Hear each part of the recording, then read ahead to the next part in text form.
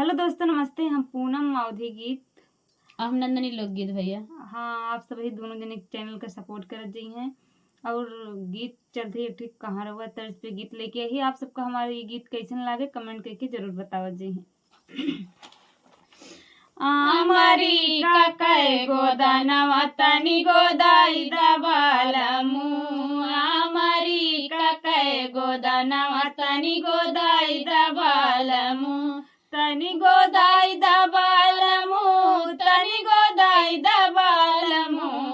आमरी काकाय गोदानवा तनी गोदाई दबालमु।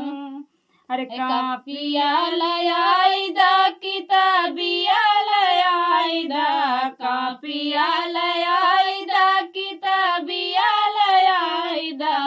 हमर कॉलेज में नमवा तनी लिखाई दबालमु। हमर कॉलेज में नमवा तनी लिखाई दबालमु।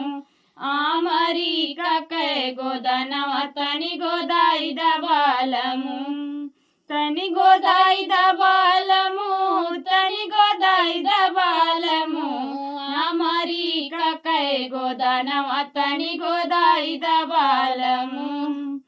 काखगा घयंग हमरे पढ़ऊ नया वे, काखगा घयंग हमरे पढ़ऊ नया वे। हमका हिंदी अंग्रेजिया तनी पढ़ाई दबालमु।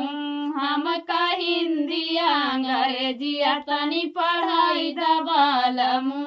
आमरी काकाय गोदानवा तनी गोदाई दबालमु। आमरी काकाय गोदानवा तनी गोदाई दबालमु।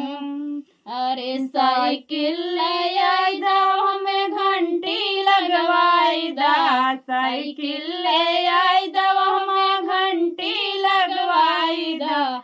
हमका घूमना बजरिया तनी सिखाई दबालमु। हमका घूमना बजरिया तनी सिखाई दबालमु।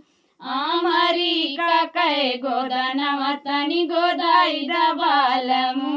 तनी गोदाई दबालमु, तनी गोदाई दबालमु।